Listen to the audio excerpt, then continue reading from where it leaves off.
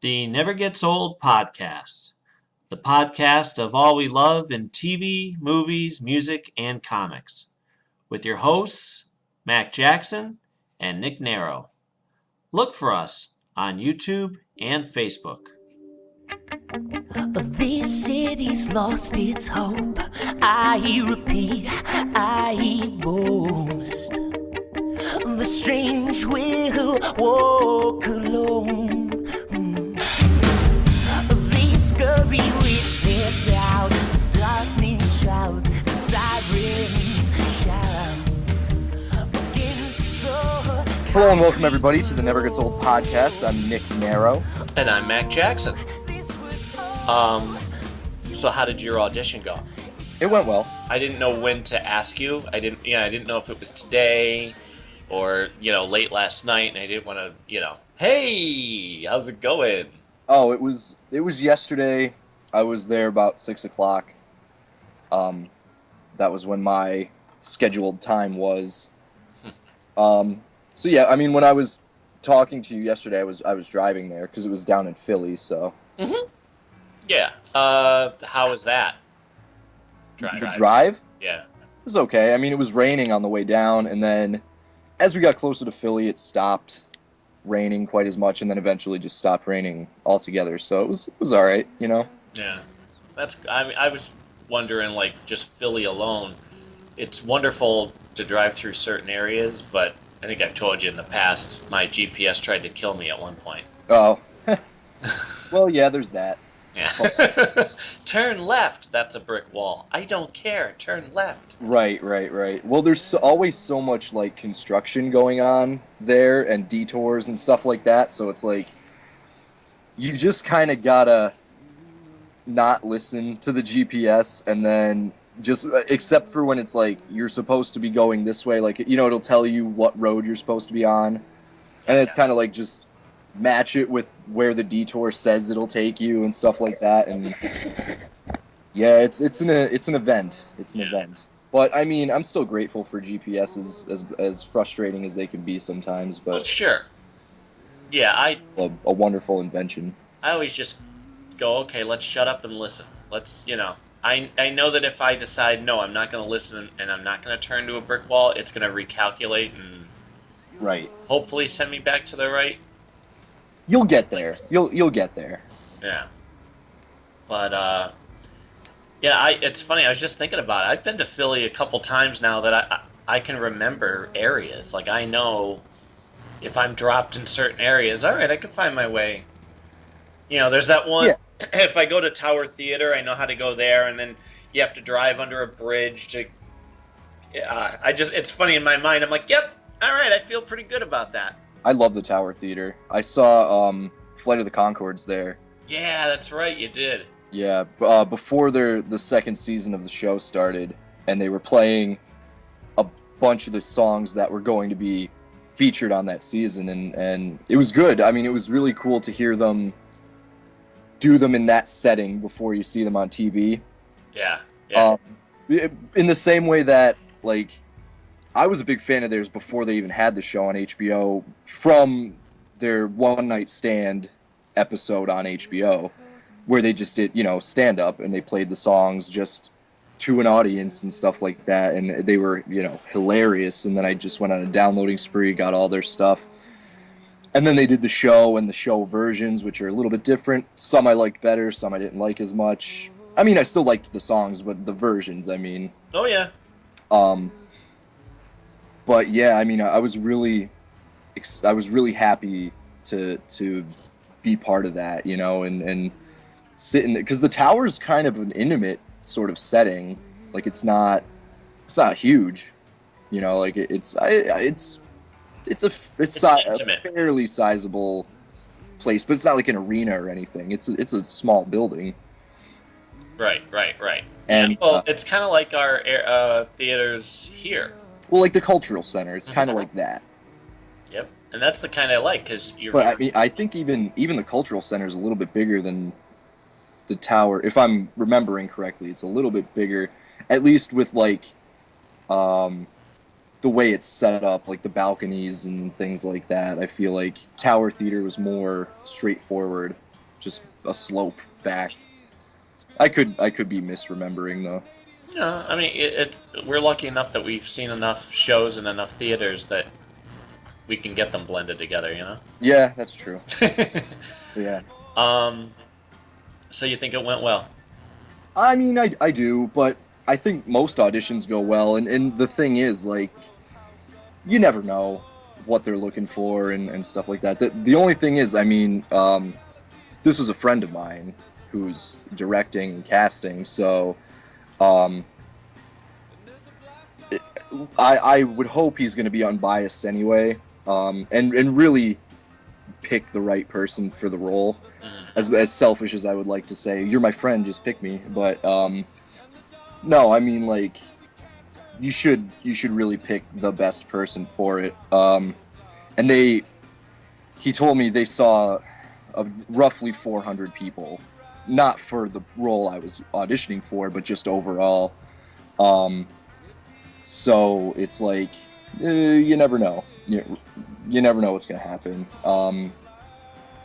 But I mean, I was comfortable because it's people I knew, so I wasn't like shaking and nervous, and it wasn't for a lead role or anything, so it's not like you had that on your shoulders either. So it's it was good. The only thing, I mean, I'm very appreciative because I'm sure all those people that went to audition, like, asked to audition, like sent their name in and all that stuff, but he asked me to come. Nice. So I didn't even know what was going on, and he messaged me and was like, I'm holding auditions, I want you to come audition. So I mean, maybe that'll work in my favor, but who knows, Yeah. There will always be something else if I don't do that. Would I like to do it? Sure, but we'll see. Did you drive there and then come straight home? I got there, and signed in and all that, did all that stuff, and then did the audition, and then I hung around for a little bit. Mara and I both went. She came. Good. Yeah, I was really happy about that because she's never seen any of what I've done so far. Like, as far as meeting people and how audition processes go and, stuff like that. So I was happy that she was there to be a part of it and kind of get, because I don't know, I feel like sometimes she has a really negative idea of what that sort of, like, the acting world is and everything like that. So it was good for her to see a part of it. I'd like for her to, whether I do this or do something else in the future, I'd like for her to come and see me work, see how it, like, actually works and stuff, which she's hesitant to do. But yesterday she was like, I don't really want to go, I don't know, what am I going to do, blah blah blah. And then we got there, and it really didn't take me that long to audition or anything, and we hung around for a bit because the director told me that he was going to have a break. They were going to see a couple more people and then have to take a break. So we hung around, and when they took their break, we went up to where they were auditioning people and sat around and had a smoke and talked with a bunch of people who were, already involved, like the producers and the casting director and some other people who were already cast and stuff like that, and introduced ourselves. And he was like, this is my good friend and blah blah blah. So you get to meet people like that, and she had a really good time, and it was a really good experience, and I was happy to have her there. Plus the drive is just easier when you I was just about to say, yeah, the company alone is so worth it. Yeah, and on the way home we stopped at IHOP in Allentown, and so we overall had a really good time. Good. Whether I get the role or not, the thing is showing face and meeting people, because everybody's doing stuff, everybody's doing something, and even if I don't do this thing, maybe the casting director remembers me for something else, or one of the other actors is like, I liked him, he could probably do something here, and the producers, it could be anything. That's just how it is. And if you're friendly and nice and you're introduced as such, and then you could be charming and, you know, hold a conversation and have fun.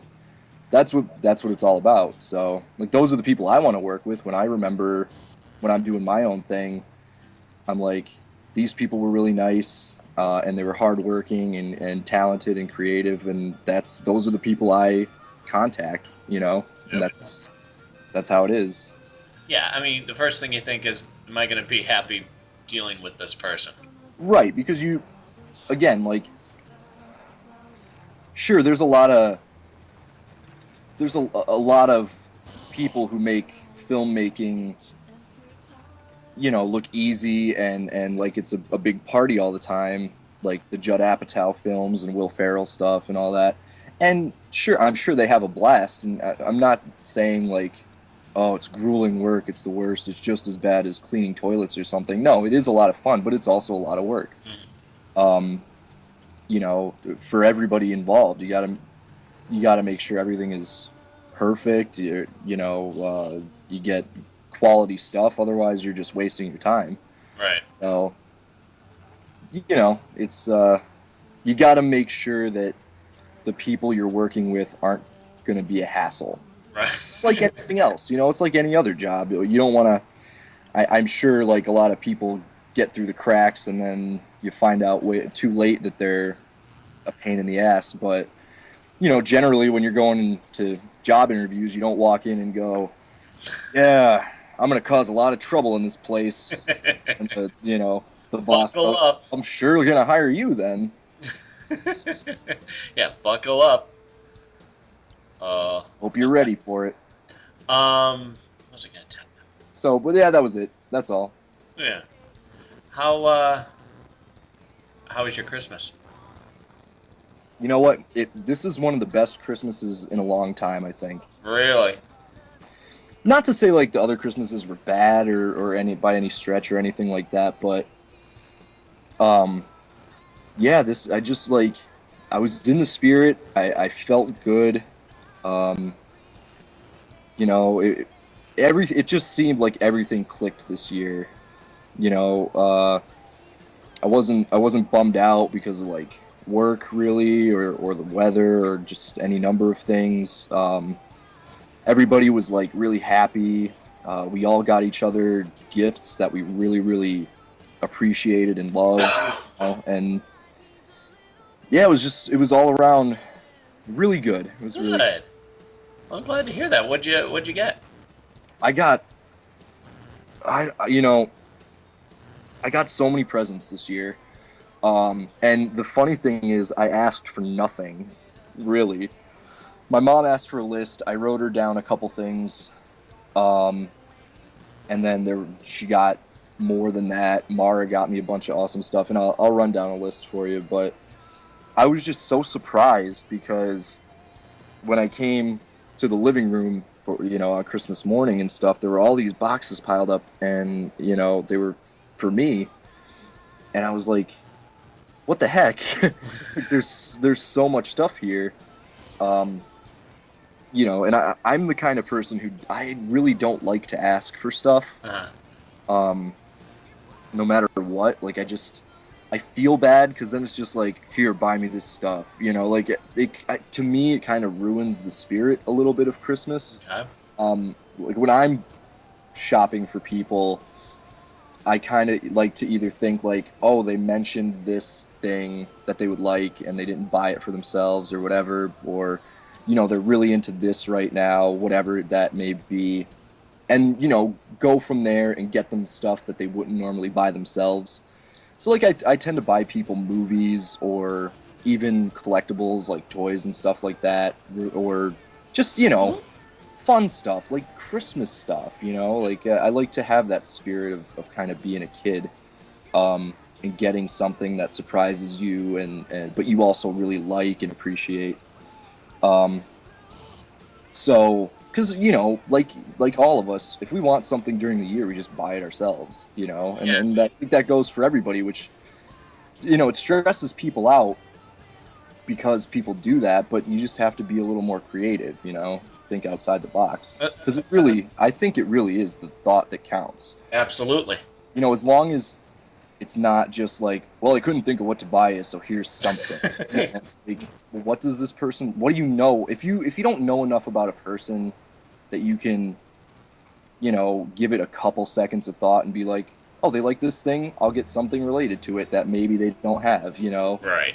and buy it. Then you shouldn't be buying them a gift. Right. Like, it's just, you're not at that point in a relationship, whatever it may be, friendship or otherwise. Anyway, that's just my long rant about Christmas gift buying. So, from my family, or at least my parents, I got, I asked for this, it was a 12-inch Harry Potter figure that came out a bunch of years ago, and it was on sale. It used to be like $200. You know, like those collector grade figures that they make. Sideshow Collectibles makes them, and Medicom. Oh yeah. And this was a Medicom figure, and it's Harry Potter from the 5th movie, I think. And it was on sale for like $90 from $200. So I was like, yeah, I'll get it, because I'm trying to fill out the Potter collection. And it's a really, really nice figure. It comes with like a ton of stuff, and it's really detailed and looks really good. So I got that for Christmas. My mom got me the Wolverine. Oh, okay. I have to get that still. I liked it immensely. Right. I watched it the other night, so that was fantastic. I asked her to pick up. I had a pre-order for Assassin's Creed Black Flag, Okay. and it was coming. It came out a few weeks ago, maybe a month or so ago now. And I just never got around to picking it up because I knew I was gonna have to spend money for Christmas. And I was just like, just go pick that up for me. So she got me that. She got me some clothes that I really liked. I'm trying to think. Hold on. She got me Star Trek on Blu-ray, the new Star Trek. I haven't seen that. I already have. No, I'm sorry, not the first one. Okay. Which I asked for the second one, but she got me the first one, and I was like, so I had to take it back. Mhm.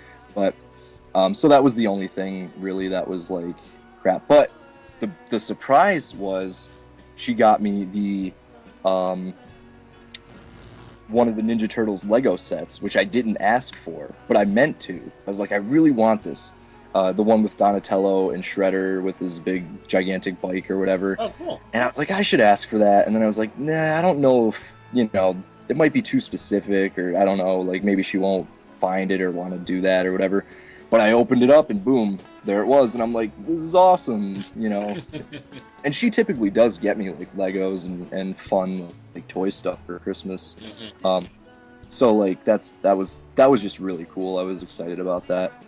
Trying to think. There's probably something I'm missing from my family. My brother got me a bunch of clothes, which he normally does, and I like a lot because he has good fashion sense, and I mean, he does for himself as well, but he also knows like what my kind of fashion sense. He doesn't just like impose his style on me. He's like aware of what I will wear and stuff like that, and he always gets me really nice stuff, so Yeah. that was cool.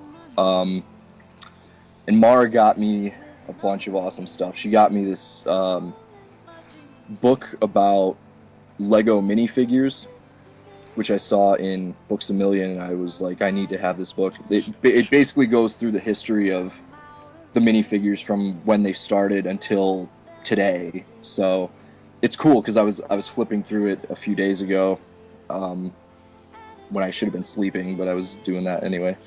And it was just like flipping through, and then finally like got to a point where I was old enough to be playing with Legos, and I'm like, oh, I had those. Yep, I remember that.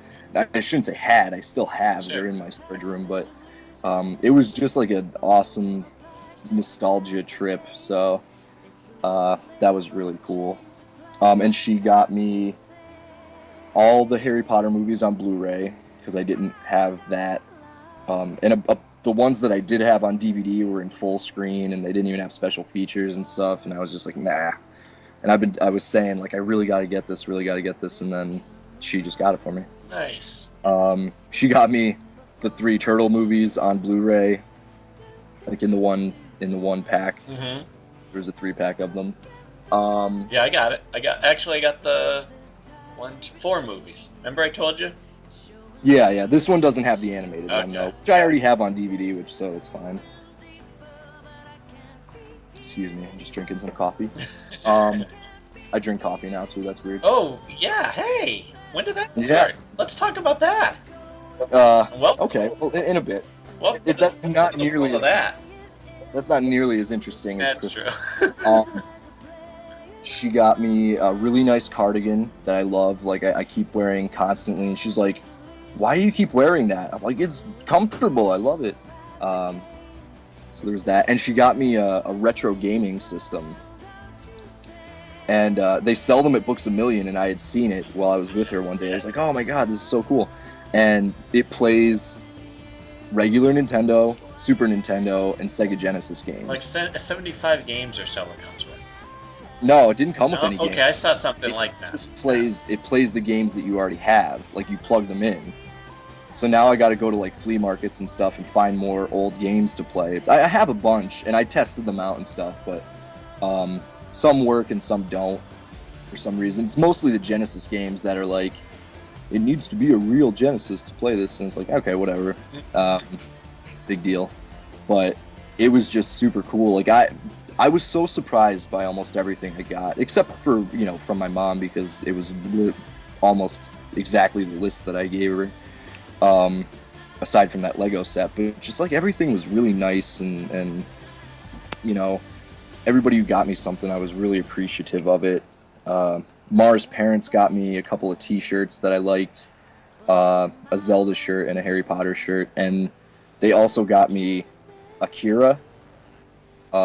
It's an anime movie, really famous movie that I had wanted for a really long time, and I'm sure Mara picked it out, but they gave it to me, so I was like, not expecting it, but I was just like, that's awesome, so cool.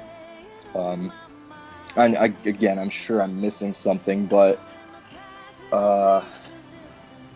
for the time being, that's what it is. So, yeah. Unless I'll just shout it out if I remember. But Yeah. And what that's it. what got you into the coffee? Oh, you know what? I don't know. It was like a few weeks ago, I think. We went to Denny's for the, I've been getting the Hobbit menu every week because I'm in love with they have honey cake French toast. And it's basically like pound cake, but made like French toast, and it's one of the most delicious things I've ever eaten in my life. I'd eat it every day if I could. I'd be super fat though, but it's so good. So we've been going there, and the one time we went, I ordered something else, and Mara drinks coffee, and they brought us 2 coffees, and I was like, I didn't order coffee, and they're like, oh, okay. I'm like, I'll drink it though, because they were just gonna leave it anyway. Right.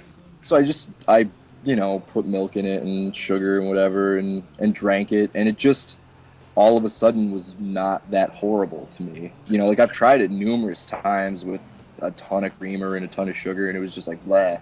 And then this time it was just like, okay. So then I started, when we would go to Denny's, because we've been going every Saturday morning for the past few weeks, they had pumpkin coffee that was part of the Hobbit menu, and I was like, I'll try the pumpkin coffee because I like pumpkin stuff a lot. And that was just delicious. So I was like, okay, cool. So I've been just trying to drink different kinds and try them out and stuff, but I'll drink regular coffee as well. And I'm figuring out that I don't put too much cream in or too much sugar, just enough to kill the bitterness and stuff like that. And that's basically it. I mean, there was no real I'm gonna drink coffee now, boom, and put my foot on it. I think it just sort of happened. You notice how it sounds stupid, but the science of how you mix it makes all the difference in the world. I now know, I think I told you, I feel good and I feel bad because I can tell the difference between a good cup of coffee and a bad cup of coffee.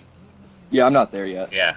But I mean, not even just in brand or whatever, but if it's not mixed right with enough sugar or too much or whatever, or cream, you notice it. You're like, all right, yeah, like the other day, I've kind of been taking it for advantage, taking the taste, taking advantage, and just whatever. I'm gonna just drink it, and it's fine.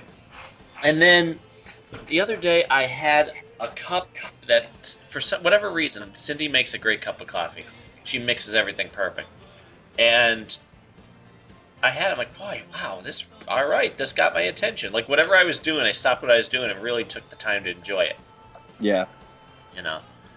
I'm still like experimenting because like literally what I'll do is I'll pour the coffee and then I'll just like take the sugar dumper or whatever. That's not the scientific name for it, but the big glass thing that you just like turn over and it pours out. And I'll just like swirl it around a little bit and then pour a little bit of milk in and whatever, and however that is, I'll just drink it and see. I don't go, I need 3 sugar packets and this much milk and like whatever. I just kind of do it, I don't even check to see what I'm doing so far. So, but I like it all different ways, and it might just be like my taste and the fact that I'm not super picky. Generally, once I like something, I'm not super picky about it. In certain cases, but like on Christmas when I was at my grandma's house, I had coffee and I just put eggnog in it just to try it, and that was really good. Right now the coffee I'm drinking, I put cappuccino mix in it instead of milk and sugar, just a couple scoops or whatever, and mixed it up, and it tastes really good. And my mom just told me she sometimes puts hot cocoa mix in her coffee, so I'll try that at some point. And I'm just really like experimental about it. I'm so like, however it is, It was kind of like beer for me, It's like you keep trying it and it's awful until it's not awful. Right. And then even now, like, I'm not super picky about beers. There's certain ones I don't drink because I know how they'll make me feel. Like Miller Lite gives me a really bad hangover for some reason. Don't know why. Like, it's not light beer, it's just that specific beer, so I tend to not drink it unless there's nothing else. But yeah, I'm just not really specific about my coffee just yet, anyway. Right. Huh. But that's it. That's about as interesting as it gets. Just kind of happened. Yeah. Well, that's good. I mean, welcome to the fold, I guess. Yeah. Yeah. What else to tell you? Well, you were missed last week. I did a twofer. A twofer? On last Sunday, I did a MacGyver podcast with a buddy I met at a Stargate convention. Okay. Who's into Doctor Who and a lot of sci-fi stuff. And then I did a podcast with our friend from Fandom Lenses. I listened to that one. You did? I did, yeah. Good. Yeah, we had fun. And I could tell Sarah right now I'm never going to like The Big Bang Theory. I know. I don't think that they're like us in any way, shape, or form. I have to disagree with her strongly. They don't represent us in television. Nope. No, sorry. I mean, by all means, enjoy what you enjoy, and if it makes you laugh, that's cool. But I'm just like, every time it's on in my house or somewhere, Mara watches it, and she is trying to get me to watch it. I'm just like, blah, no. Yeah, sorry. I know Sarah, when she said that, she's like, I have to talk to him. I'm thinking, it's not gonna happen. Never gonna happen. I'm never gonna like it. I'm never ever gonna like it. No. And I'm sorry. I don't mean to sound mean about it, but I've seen enough of it to know that I'm never gonna enjoy it. And I've come to the end of my enjoyment of it too. You know what I mean? Yeah.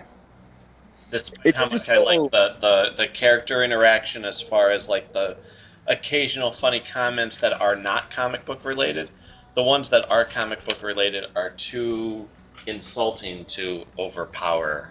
Right. Yeah. Like I saw the one clip where I'm sorry, is my mic? Nope, you're good. Okay. The one they recently made fun of the Superior Spider-Man arc or whatever. Okay, you know what? Didn't see it. I haven't been watching it. It was in the news or something, or like, and people like on Twitter, the Marvel guys were talking about how they were mentioned on Big Bang Theory and blah blah blah. And I saw it and I was just like, stupid. Like, who are you trying to like make fun of here? Mm-hmm. You know, it's like the writers. Well, the writers don't even know what they're talking about because they probably don't read Spider-Man, which the Superior Spider-Man storyline has been one of the most interesting Spider-Man storylines in a long time. Really well done, in my opinion. And the actors obviously don't know the subject material. They're just being like nerds, you know. They're just acting. They don't really know what it's about. So it was, like you said, it was insulting. And that's, to someone who isn't a part of the culture like we are, you don't know any better. He was like, oh, ha, ha, ha, it's funny. It must be something because it's nerds talking about nerd stuff. It must be right. And it's like, meh. It must be true because I don't know any different. So Right. if I'm getting it from TV, it must be true. Right. It's like, you know, non-doctors watching doctor shows and being like, they must be super smart to know all about this. And then, like, you talk to people in the health field, like, yeah, have more than half of the stuff they do on the show you would never do in real life and blah, blah, blah. You know what I mean? It's like, it's that sort of thing. Yep. And that's the other thing, too, when I think about it. The fact that they're telling the non-educated folks about, you know, sci-fi comic book stuff and giving it a bad impression is the same as the na-na-na-na-na-na-na Batman. Right. I hate it for the exact same reason. I'm like, no, it's inaccurate, and you're insulting it. No. Yeah, so there was that that you guys talked about, and then I was gonna shake my finger at you for saying Breaking Bad was just meh. Oh, actually, well, that I'll tell you, you can, but I texted you yesterday. Yeah. If you want, I'll go through what I got for Christmas. But one of the things I did was I had a marathon of episodes. Okay. So I'm still, you know, it's still, well, okay, I'll just tell you. One of the best things I got for Christmas, Okay. thank God, was a new iPod. Do you remember how bad I needed an iPod? Because I needed one so bad. I was using Cindy's and it wouldn't play randomly. If it hit an album, it would play the whole album, and the battery life was only 2 hours, and it was hurting. Okay. So I was praying that Santa would bring me a new iPod. Huh. Well, thank God Santa listened, and I got it. And I just, you know, I opened up other stuff, and I'm loving it, and then I opened that, and I just went, it was the last thing I opened. I just went, I just nodded my head to Cindy, like, "Yep, okay. This is important. This is needed. I can relax now." So, what I had to do over these last 3 days was take every single one of the CDs that I have that I could find, which means these round stacks of, look at this, full of, I don't know how many CDs are in it, 100? Yeah. Okay, 3 of those at least full of stuff to go through, load it into the iTunes again, and then go in and edit them because they all come up as track 1, track 2. They don't tell you who it is. Yeah. Oh, Yeah. So I'm telling you, I was up till 4 o'clock in the morning. Saturday or Sunday morning, I guess we could say. Yeah. Because you get so wrapped up in it, and you'll appreciate this. I have the iPad off to the side as I'm doing this, so it's playing. Well, what it'll do is it'll go through, I was on episode 5 of the first season. It would get done with that episode and then just dump into the next one. So I never really knew where it left off. You know what I mean? Yeah. And so I'm just working, glancing over, getting the idea of what's happening, enjoying it. Oh, okay, big shootout. Okay, da. Moving on. Okay, now I got it. I'm telling you, till 4 o'clock in the morning, and I could have kept going. But I thought, here's where I got stuck. All right, let me finish, because you have an iPod, don't you? I do, yeah. Okay. An old one, old-ish anyway. Do you have one that has pictures of the album that pops? Yeah. Okay, I didn't before. So the one that I got is... I don't get wrapped up too much in worrying about album pictures and stuff, because most of my stuff is not on the up and up as far as where I got it from. So. Well, here's the thing. These things that I had that the album didn't pop up, I went in and added pictures. Okay. So besides loading and sorting through and naming all the songs, all the tracks, and grouping them, then I go in and I figure out a way to add my own picture to stuff. Now that's fun. Yeah. If you think there's a picture that represents a track or whatever, and on a lot of times I just do, okay, this whole album is going to have this one picture. But on certain things I'm like, no, you know what? Each track gets a different thing. And that becomes addicting because I could just do that forever. And then I look over and I'm like, well, God, it's 3 o'clock in the morning. I think I'm going to wait until this album's over and then this episode's over. Oh, well, okay, that episode's over, and now it started the next one, and boy, I kind of want to see where this goes. So, all right, well, while I'm still watching this episode, I guess I'll continue on with my adding pictures and adding tracks. And that was my life.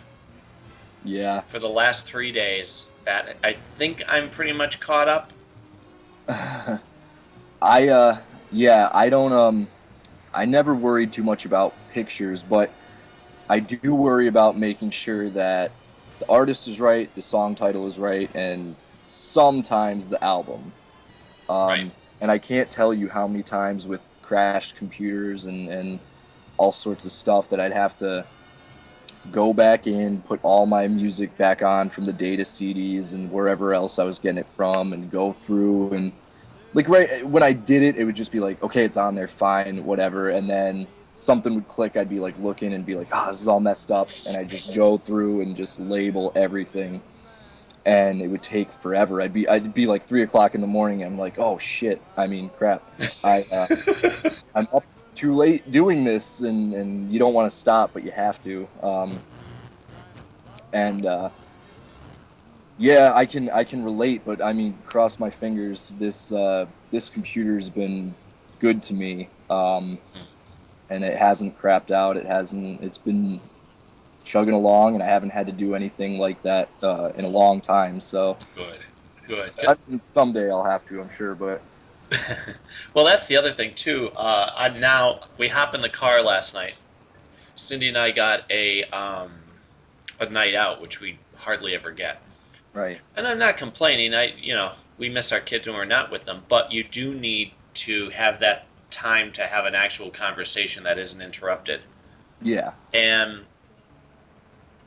so we went out to eat at Main Street Bar and Grill, which we'd heard about. And it doesn't sound like it's going to be all fancy, but it is. It's a good, if you're looking for, we call ourselves, I guess, foodies, so we are looking for a good place where the chef actually cares about what he's putting on the plate.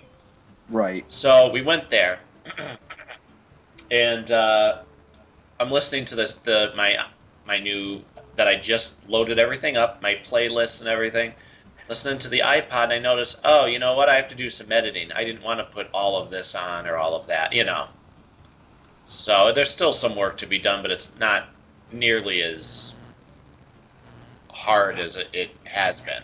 Right. But thank God, I will say Breaking Bad helped me get through those long hours. Yeah. The second season really is where it picks up. Maybe not necessarily right in the beginning. Right. I'm trying to think what happens if you remember. First. Okay. The beginning of the second season. Well, I don't know where it ended the first season. That, like I said, I looked down and went, oh, okay, moving on. but they did the big shootout with the guy in his trailer whose father was in the wheelchair. Okay. Okay, and Where it's gonna. I mean, if that scene, that episode was very tense. yes, And that's for the rest of the time from then on. There's gonna be a lot of that.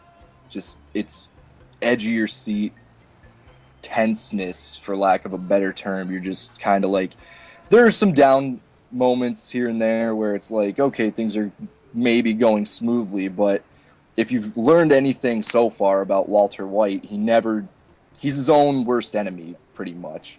right. And it ends up getting into these moments where it's just like, oh my gosh, and obviously, like, mostly what could happen, where people are still going to be around eventually, but you still, like, you can't, I don't know, it's a ride. It's a ride from here on out, from wherever you are. Well, then he has to show up in the store naked, Right. and then he gets away with it, Yeah. and the sister's a klepto, and with the diamond tiara for the baby. Right. And where I'm at right now, I'm at where the other guy, his partner, got kicked out of his house, Okay. and he shows up, and and what's his face there, and Walter White, his wife is kind of like freezing him out because she knows he's full of crap, Right, yes. and so they're yelling at each other, and then his partner keeps calling, and he shows up and is yelling at him, saying, why do you keep calling me? How stupid can you be? You're just so stupid. And then he knocks him down, and they get into like a struggle. Yes. Which kind of cracks me up because I notice whenever they fight on that show, whether it's the two of them or his partner with the idiot who was being a sign spinner. Yeah. When they wrestle, I'm like, well, you guys are just terrible.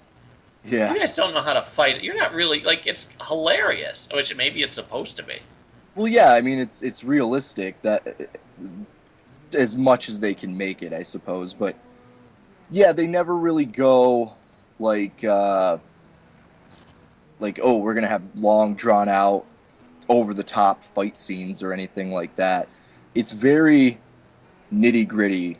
How real people would fight. They would fight like that because, not everybody's a karate master. And even if you are, chances are, like, in a real fight, it's not so much about moves and stuff as it is about just knowing how to protect yourself. You know what I did notice, though, which I appreciated? When the guy during the first season, when they're in the junkyard, and he does the Joe Pesci thing, constantly looking for a fight with his own men. Yeah. What, are you answering for me? No, I'm just saying you should watch who he's talking to. What, you think he doesn't know that? You calling him stupid? Are you calling me stupid? And then just all of a sudden he goes, no, all right, I'm not upset. And you're like, oh, here it comes. He's going to hit him. Right. He's either going to shoot him or he's going to hit him. Yep. Sure enough, he does. Yep. And what I like was when he first hits him, the guy goes spinning backwards, and the drug lord is on top of him already. He runs after his flailing body and doesn't give him an inch to get back up. Right. It looked clumsy, but it looked realistic, and I thought that was good. Yeah. Well done. So yeah, it's such a good show, and I hope that it's picking up its paces and relieving a little bit of that meh that you were feeling about it, because the first season could be very meh, as you're learning about these characters and getting to know them, and that first season, Walter's making all these mistakes that you're kind of just like, oh, you're so stupid, and for such a smart guy, and then you get annoyed with Skyler. You get annoyed with a lot of them, especially Jesse. Jesse, I hated in the first season. Jesse's the partner of the kid. yes. Because he's so ghetto. That fake white kid wanting to be black sort of Yep. nonsense. But as time goes on, that lessens and he becomes more endearing. You start to empathize with him a little bit more, because he ultimately is more of a victim of Walter White's, scheming, his selfishness and his ego, and it just gets really gray, with whether and how you empathize or sympathize with all these characters. Right. Because right now, I still feel like I can hear you in my head as I'm thinking this. I'm like, no, I don't feel bad for any of these people. I mean, as far as like Walter White and Jesse, like I'm like, no, if they get shot in the face right now, I'm okay with that. Yeah, and you won't yet, because they're all like, it's still so much of like, what it is right now is basically the part that you're at is. It's this vat of chemicals that people just keep adding in. It's like, here's this, and when's it gonna blow up, basically, and that's where you're at. They're still adding stuff and mixing and testing, and eventually it's gonna go boom. And then when it goes boom, you're kind of left with the bits and pieces, and you go, okay, well, I don't feel bad about that, but I kind of feel bad about this, and you will. It'll tug you in different directions that you don't expect. Sure. It's magnificent and brilliant that way, as a show. But we don't have to talk a lot about Breaking Bad. Yeah. That was all I wanted to say. Was you said meh, and she was, I forget what she said about it, but it was just like, yeah, give it a time. If you're gonna keep going on with it, Right. Ride it till the end, and at the end you're gonna cry, probably a bunch of times, when you didn't think you would, because I was the same way, like. But it's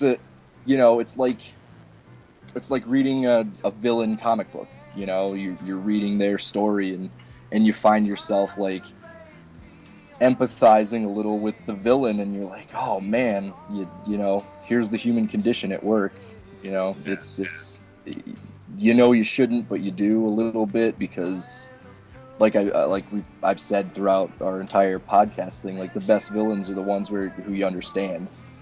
That's what makes it dangerous, is when you understand them the most. But it's in your actions, obviously. That's the difference between a good person and a bad person. You can understand, forever why someone would do something, but it doesn't mean it has to be done. So Yeah. that's the difference. What? Let me. It's a journey. Let me- So, anyway, Yes. what else did you get for Christmas besides the iPod? Well, okay, I'll tell you. Mikey, I'll tell you Mikey's thing first. Mikey wanted to get me stuff, so, and he kind of does the whole, I want to make Daddy or Mommy, I want to make them something. Okay, well, your thought is wonderful, but a lot of times like for my birthday, he made me a Teenage Mutant Ninja Turtle ornament. Okay. Leonardo. But that means they have to go to the store. They have to get the round ball. They have to get the felt material. You have to cut it out. It's basically Mommy doing the work. Right. Mikey picks out the colors and does that and gets the credit. Well, when he says he wants to make something, I'm like, good luck to you. Because I'm not, no. He thinks it and then doesn't want to necessarily go through the work. Right. He's basically saying, I want you to put something together that I can put my name on.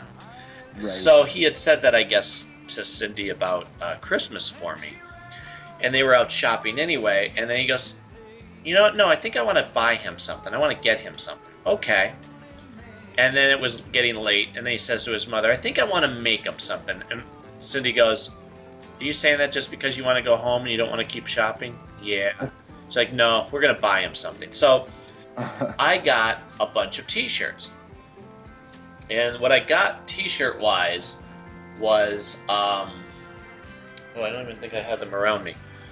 Okay, now Mikey picked these out. Okay. I got a Captain America shirt, the shield. Nice. It's almost looks like a bleeding spray painted shield on a white T-shirt. Yeah, yeah, They yeah. have them at Walmart. So I got that. He got me a green retro Turtles shirt with all of them on it. Let me think. Wait, there was 4. I got a. Boy, what's the one I'm getting? He insisted on getting me a Woody from Toy Story shirt. Okay. It's gray and it says, I think underneath it's something like, "What's up?" And it's like him pointing at you. Right. And then there was one other one. Darn it. Well, he got me another one, and when I think of it, I'll tell you. And I got some like comfy pants just to wear around the house. So that was from Mikey. I then had to go shopping and found out Cindy's birthday's coming up, so I had to go get her something. I went to Walmart for something and found out I had a gift card for $20. I don't know where I got it, so I stopped by the T-shirt, and I got a cool Batman one where it looks like the stomach muscles, the 6-pack, Right. and I got a Wolverine T-shirt where it looks Nice. like his outfit. Couldn't help it. I'm like, no, those are great colors. What else did I get? What else did I get? I got some sweaters from my mother and sister, like these, where it's the half down zipper.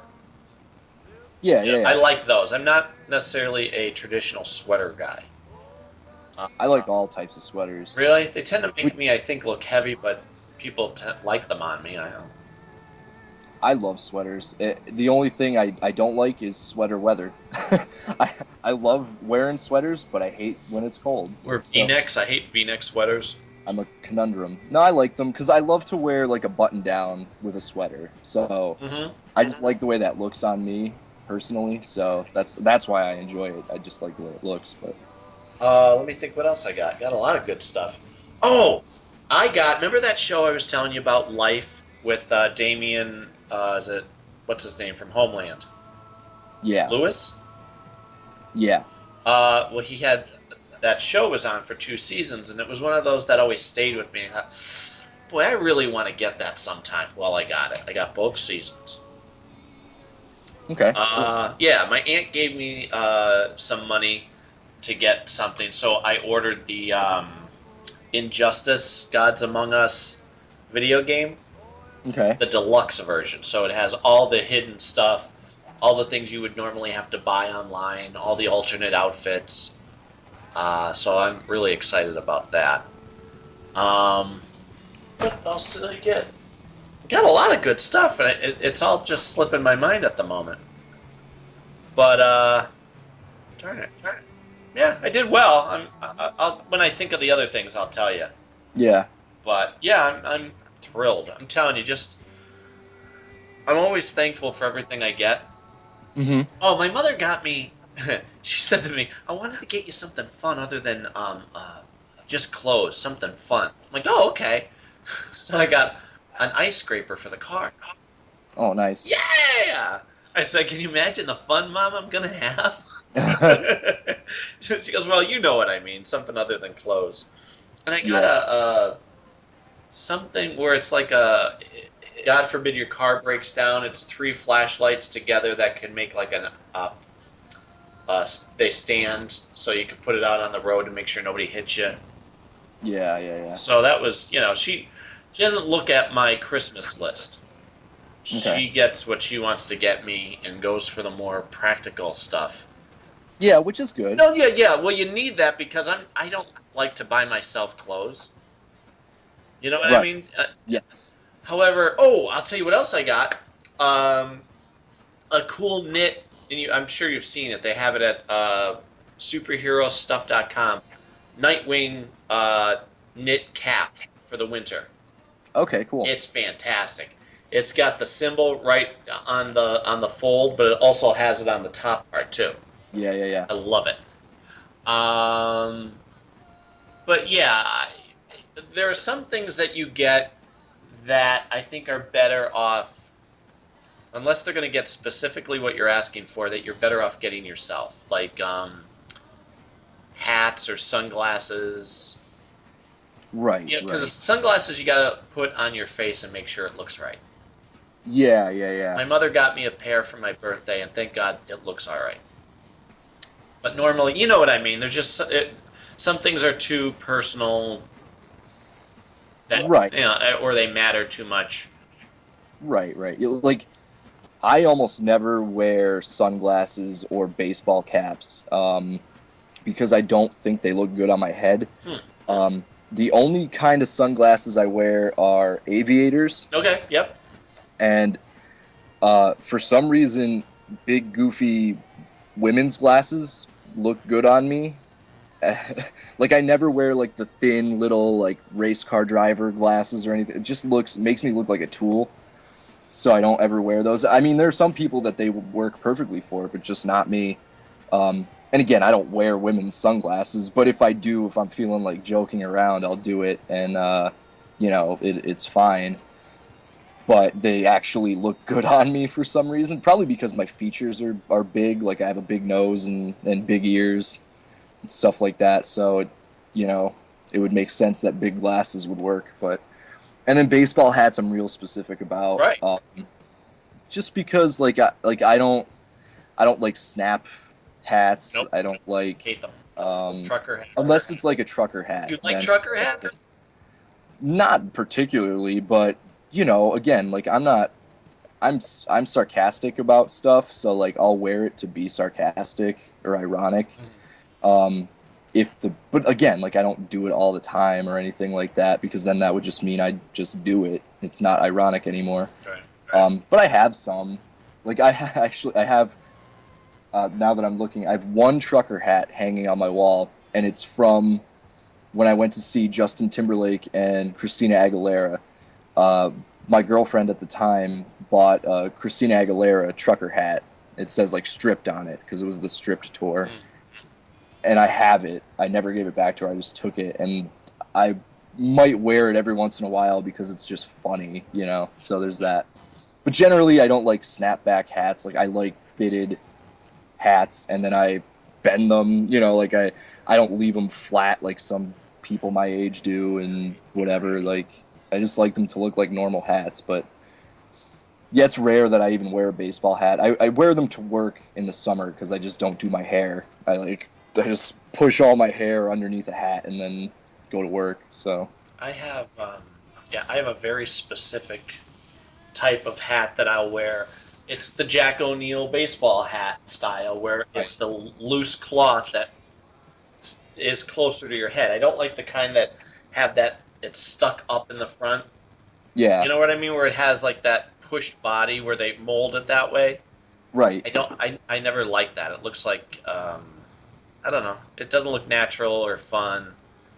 Well, it works for some people. That's the Right, thing. and for me, it doesn't. I'm like, no. But give me the Jack O'Neill nice sticks to your head baseball hat, and I'm thrilled. And of course, like you said, never have the flattened brim. I think that looks stupid. I think it looks stupid. It definitely looks stupid on me. It's the same thing like when I see people wear their hat off to the side, the brim. Yeah, Like, well, then you're missing the whole point of wearing a hat to begin with. yeah. Well, at that point, it's a style thing and not a function thing. Right. I mean, my hat goes askew. I don't put it on my head askew on purpose, Yeah. but it does every once in a while. I mean, I don't know, because I'll just be like brushing my hair out of my face and it'll just go and I just leave it. I'm just so non-committal about my appearance in general anymore. Yeah. Unless I'm going to be on film, and then I have to. But I mean, I've gotten hats in the past as a gift, and sometimes you get a winner, sometimes you don't. Yeah. You know. Well, to everybody who knows me's credit, I don't normally get gifts like that, so I'm lucky, I guess. What else? I'm trying to think of. There's so much to talk to you about, and I can't think straight now. How did you have any good food for Christmas? The normal stuff, like turkey and mashed potatoes, and nothing special or anything like that. Where do you go? Do you go anywhere? On Christmas Eve, we always go to my grandmother's house, which she cooked this year. Last year she didn't because my grandfather passed away in October, very close to Halloween, so she just wasn't in the mood. But this year she said she was going to. So we went there. And then after I ate dinner, I went to Mara's parents' house for dessert, which I was barely able to have any because I was stuffed. But I ate anyway. And that was good. And then Christmas we always do at my house. You know, people come over, whatever, you know. And Mara came up here on Christmas, so yeah, just pretty simple, you know. Like it's really small. All of our holiday events are very small. My aunt and uncle, my mom's brother and his wife, came on Christmas. And, you know, you just chat, and there's the handful of us, and that's it. It's very simple. Yeah. Which I like. Well, yeah, me too. I mean, the biggest events we ever have are during these months because it's kid's birthday, my birthday, you know, Christmas, Everly's birthday, and then Cindy's. So for the kid's birthday, and which kind of is also mine because now Mikey and I will share our party together. Right. And Christmas, that's busy. You get everybody over. You're talking, I think, 1, 2, 3, 4, 5, 6, 7, 8, 9, 10, 11, 12-ish people around there typically in our house most of the time. Christmas Eve is hosted at our house, and then Christmas Day is at my sister's. Right. Which could be more people then. But yeah, you're like, okay, I enjoy this, but when it's over, I'll also enjoy the peace and quiet and not running around trying to make sure everybody has a drink and Yeah. all that. Well, that's the one thing is, like, I enjoyed Christmas immensely, like I said, this year and everything. But it was exhausting. I was exhausted by the end of the day. And luckily the next day it was like snowing and too cold to work, so we didn't work, which was great because then I just rested pretty much. Is that why you aren't working today? We did work today. Oh. Until about noon, and then the temperature kept dropping. Like, it was warmer in the morning, and then it dropped and it started snowing. And the one guy that's helping us, he had a doctor's appointment, so we're doing siding right now in the cold, which is great. Sarcasm. Yeah, But so it's harder for us to do it if it's only two people. And so when he left, we just packed up and left. So yeah, we did work. We worked until about noon and then came home. And then I just had all this time, so I was like, well, I figured you said you were going to be available, so I was like, all right, well, might as well just do it. Nice. I appreciate it. Yeah. Did you watch Matt Smith's last episode of Doctor Who yet? I didn't, no, because it was on Christmas and we were just too busy doing stuff that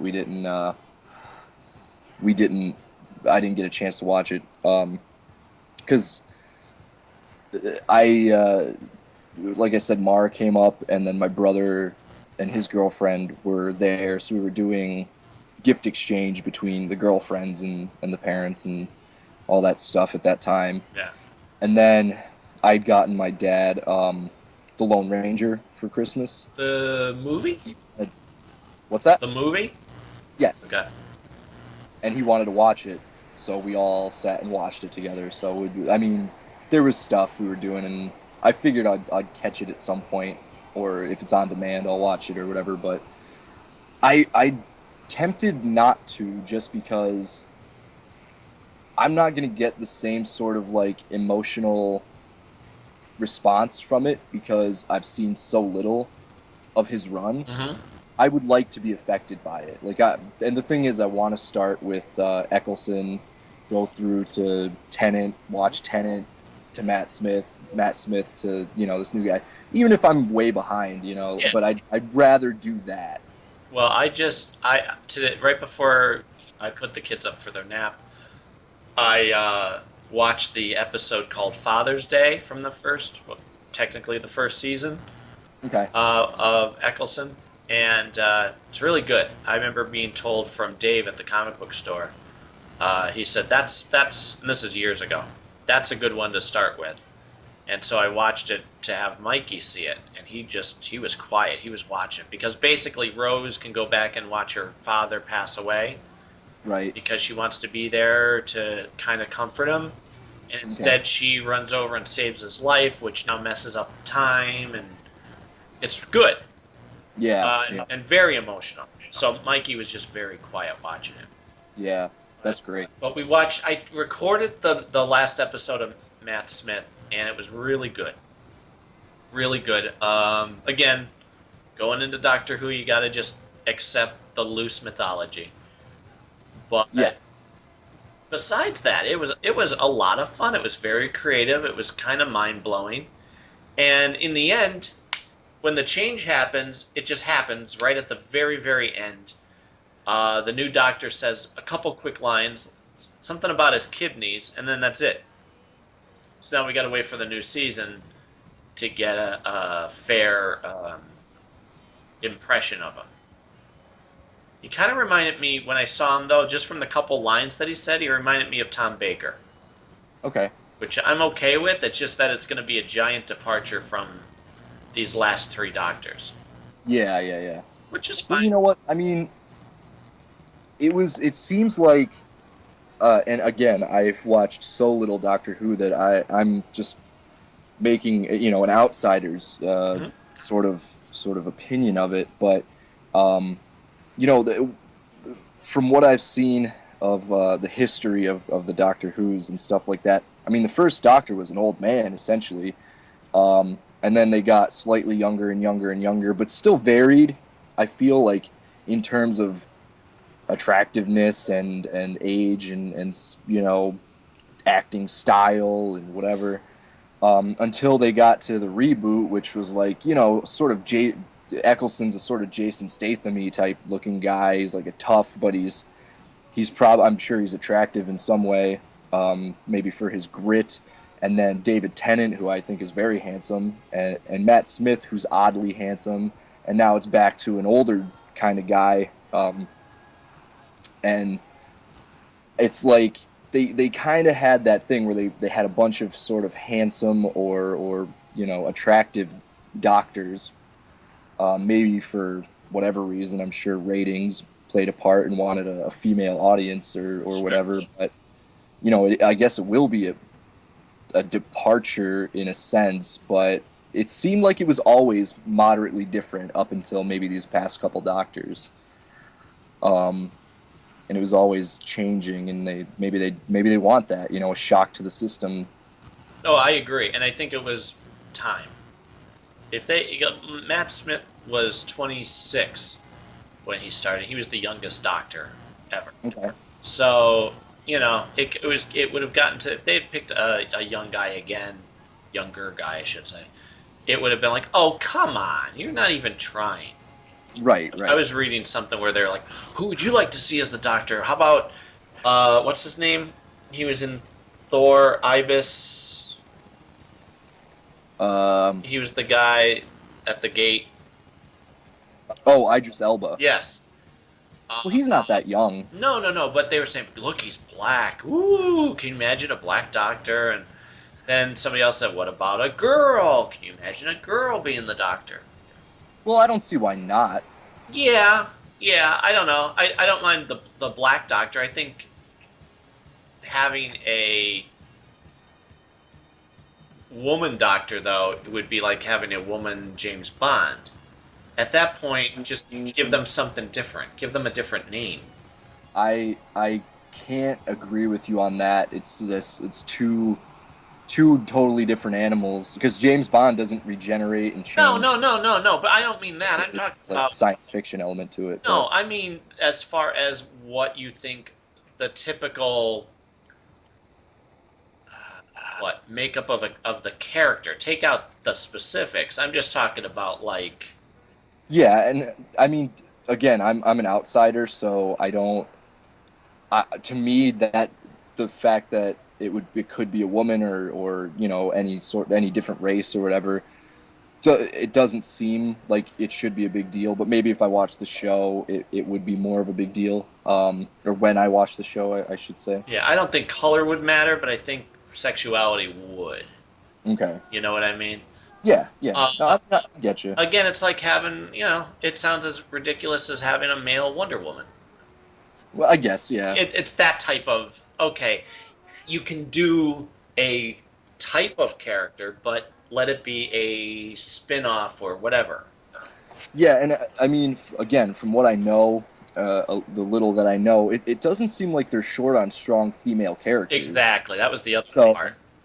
So it's not just like, well, we got to make the main character a female because it's got to be the strongest character. Like, it seems like, and I'm hoping I'm really right about this, but Doctor Who's one of those shows that has always had strong female supporting characters, like not damsel in distress all the time. Like, they're on the same level as the Doctor. All of his partners, or what do they call them? Companions, yeah. During the second Doctor's run, I went back and watched the retrospective on him.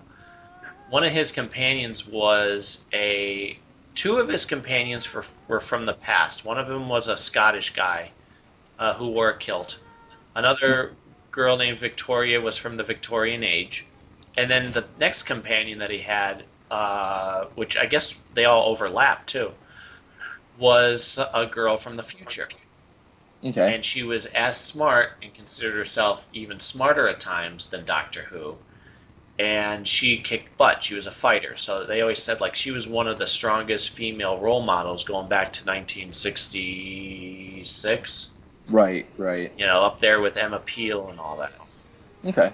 So yeah, I mean, it's unnecessary to try and force that type of a thing when it's nobody's asking for it. If you're going to do that, just be a different show. Right. Well, whatever happens. It's like anything else. You just kind of gotta, whatever they decide to do, you gotta go with it or not go with it, one or the other. Yeah. The only choice you have is whether to turn the TV on or not. That's right. Basically, so. What I want to hear your thoughts on the casting of the superheroes. We haven't dove into that in quite a while. Okay.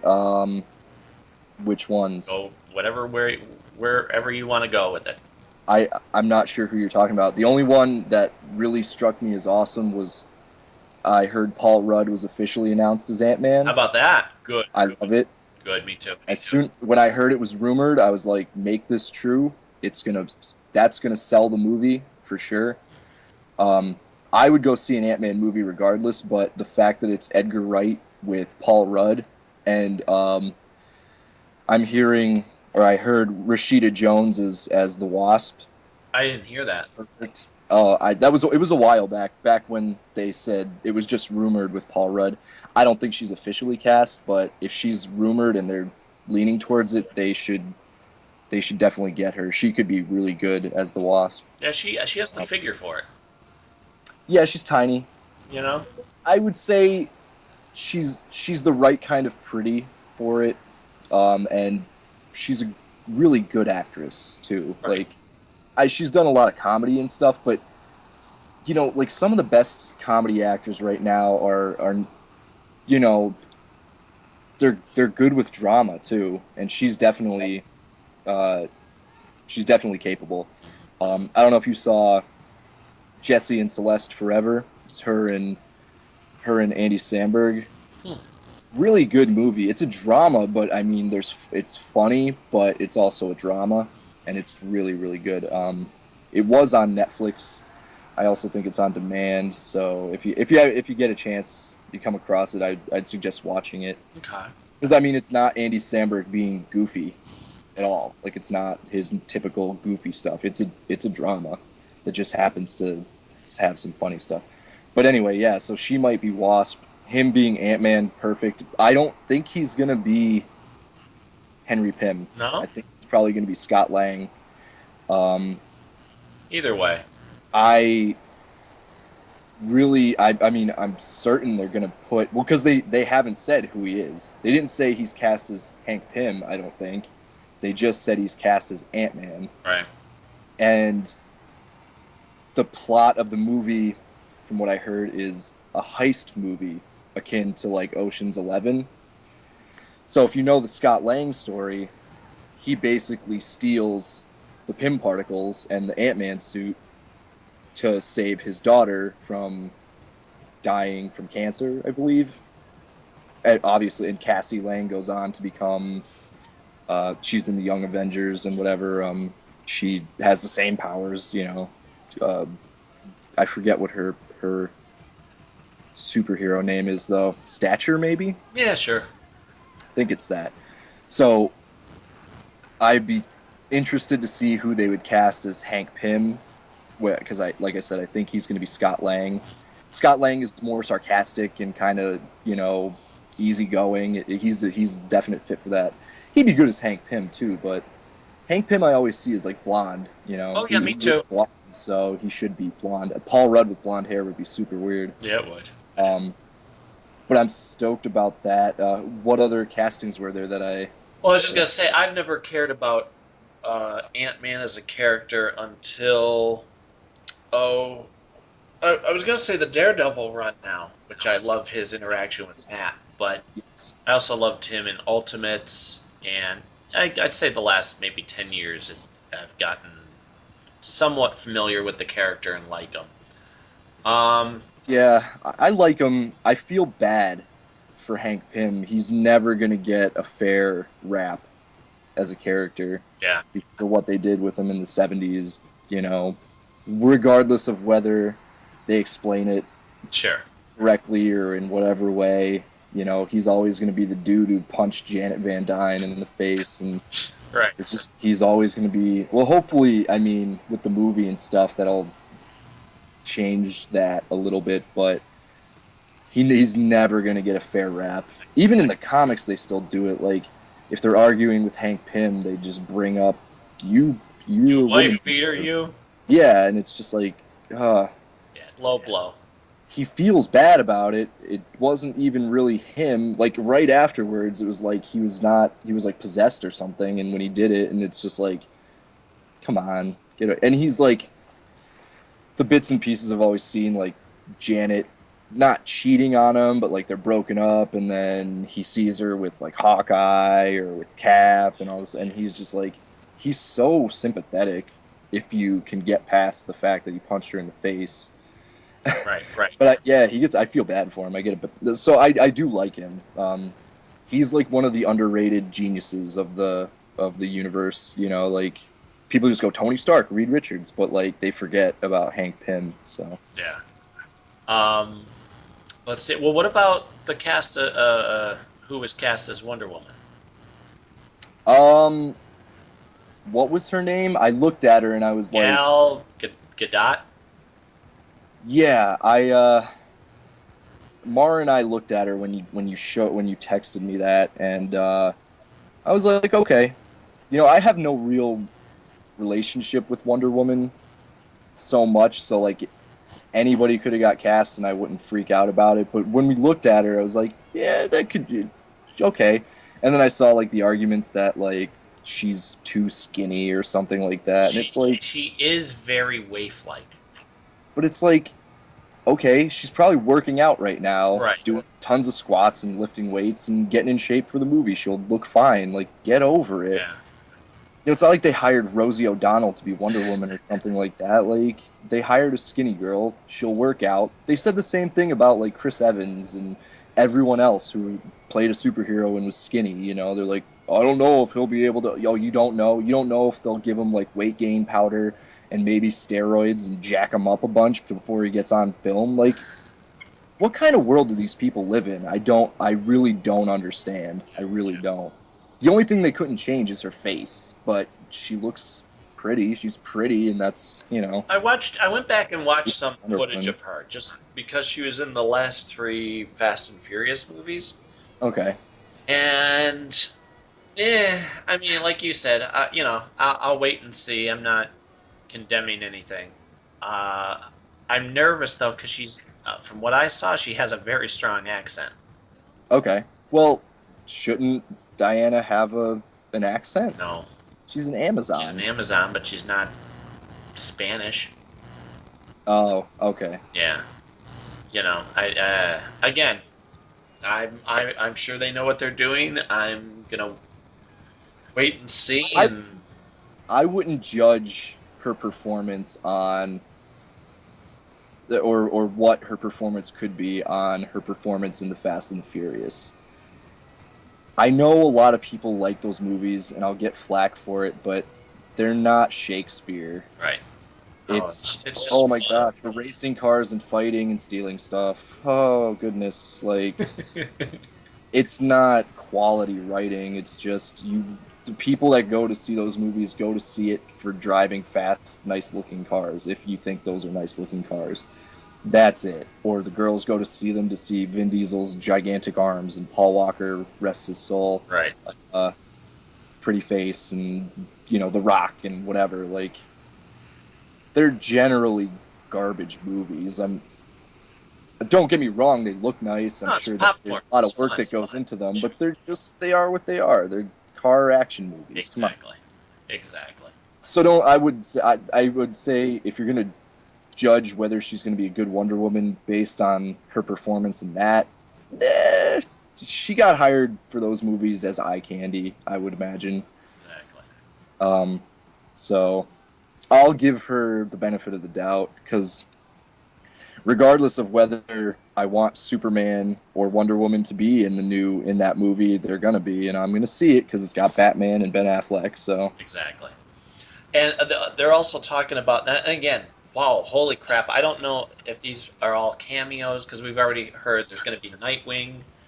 right, But now there's going to be Wonder Woman, and now what's the latest here? They're talking about possibly having Denzel Washington be Green Lantern. That's just today. I'm looking at it. I mean Right that's fine. That's awesome. He'd be a great Jon Stewart. Well, if somebody says but- he might be. Wait, hang on. Let me read what it says. While I've always thought John would make an easier transition to live action than Hal, I'm not sure Washington is the best name for the part. Come to think of it, he's actually also, apparently, the rumor is up for Lex Luthor. It should be Cranston, I agree.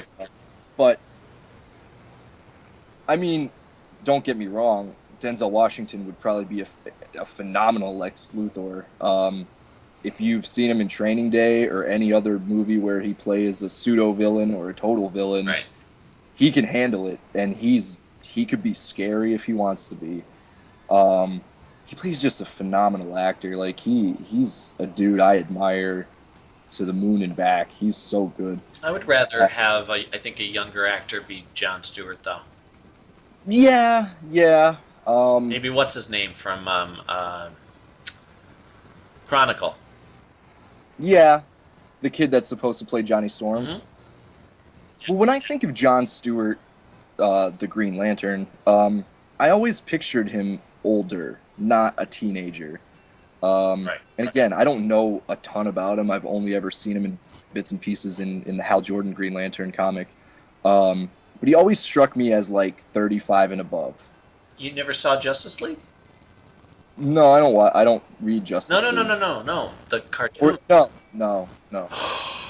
Okay, that's where you're gonna love Jon Stewart. Jon Stewart, I always thought when I saw that he was in the animated show, I'm like, ugh, because he's very straightforward Marine, has no imagination, just use the big fist type of thing. But the way they play it on there, you love him. You come to just go, okay, yeah. But go ahead, you were saying. Yeah, so I just imagined him older. But the thing I was going to say before is if that's true, and whoever they decide to hire as a Green Lantern or whatever, it is smart of them, I think, to do John right now, and maybe I still think they should keep Ryan Reynolds as Hal Jordan if they're going to move forward and have Hal Jordan and stuff. I agree. For continuity, whatever the movie did, fine. But it was Green Lantern. It's not like it was off the mark totally. It was whatever. But I thought it was an okay movie. It's just because it didn't do gangbusters doesn't mean it was horrible. Exactly. But it's really funny that for a movie that is not the Justice League, they're making it a Justice League movie.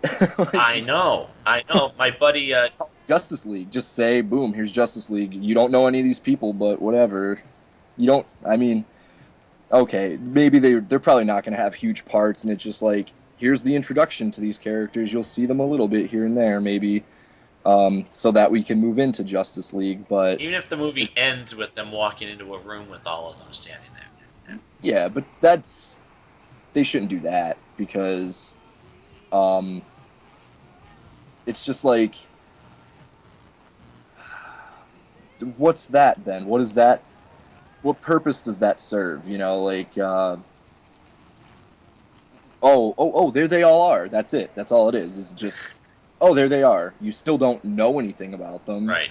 Oh, the next movie is Justice League, so now you saw them. Like, yeah, okay.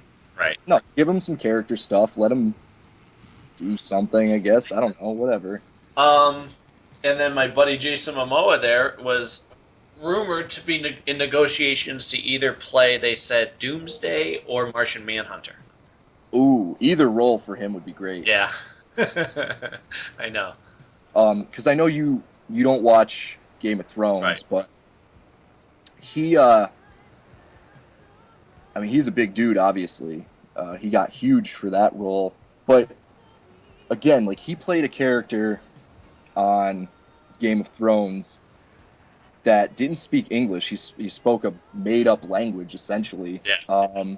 Which, whenever you do that, can come out real corny. Sure. Like in Star Wars, it's passable when they talk gibberish because generally they're aliens and they don't have a lot of emotion in the face or whatever. Like, it just gets by because it's like, they're aliens saying weird stuff. Okay, and if the humans talk, it's just like, you know, if you and I were trying to speak German or something. Mm-hmm.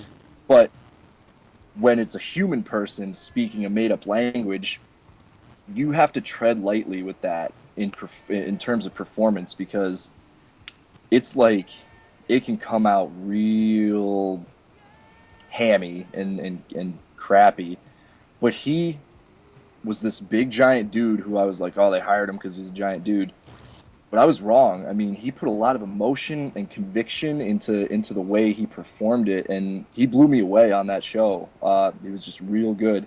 And I like to see that too, because generally a lot of like big, giant, jacked up actors are wooden and you know, they're just there because they're huge and they needed to be huge.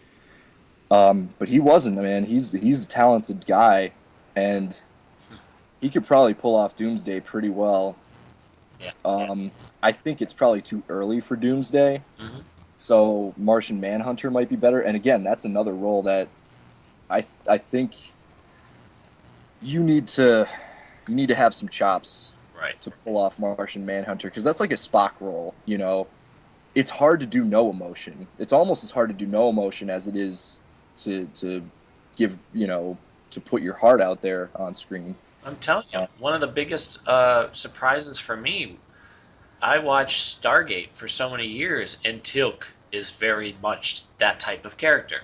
Doesn't say much, maybe raises an eyebrow now and again, says indeed a lot, and you think, okay, you know, whatever.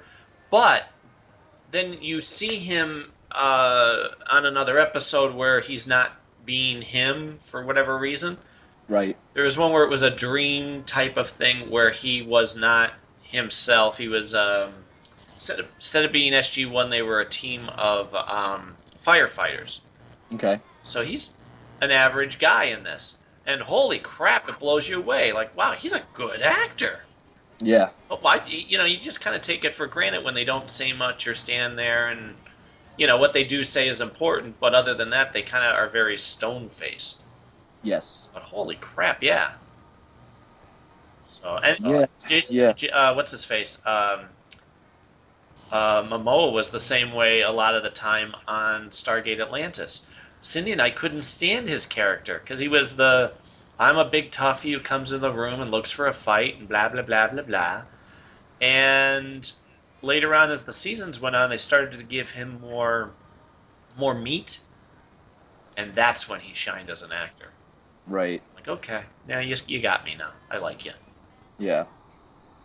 Fortunately, it was before I met him, so that was good too. Right. And like I said, I mean, he anything I've heard him speak in, like interviews and stuff, like, and obviously you've met him and you said he was a really really awesome guy. Yeah, wonderful. That's great, and it goes back to what I said earlier on in this podcast. You know, whenever you're genuine and nice and hardworking, and being talented helps too, but you know, just being good is a great way to help yourself move forward. I mean, it's also good to just be good, but you know, you want to be good for yourself and you want to be good for other people, and he seems like that kind of dude. Absolutely. So I hope he gets a lot more exposure, and obviously getting hired to play either of those roles in the Batman Superman movie is going to do it. So Yeah, he hasn't done too bad. no, Yeah. I mean, he should play a superhero regardless of some kind, because he's just big and talented, you know. So Yeah. if he ever listens to us, just know you got our support anyway. So yeah. Well, since we're on the topic of Batman, there's a couple Batman things I wanted to tell you about. Hot Topic number 1 has a bunch of awesome Batman stuff right now, and everything is like buy one get one 50% off. But there's a shirt that I really want to get. I didn't pick it up the other day because I'm low on funds and I know where I need to keep. I can't just spend frivolously. But it's the picture. You might be able to put it up on the podcast, but it's a picture of Batman, like profile, and the cape is blowing. He's wearing like the blue sort of cowl, or it might just be drawn that way to like have light glaring off it. But he's like staring off into the distance, and the cape is going off, and he's like on a building and stuff like that. It's a very famous piece of art of Batman. Pretty sure it's out of a book. I'm sure it is. So that there was that. I really want to get that, but there's a lot of stuff in case you ever go to the Steamtown Mall for whatever reason. I know most people don't, but there's some cool stuff there. Also, We had to go see Santa, so we were there last week or so.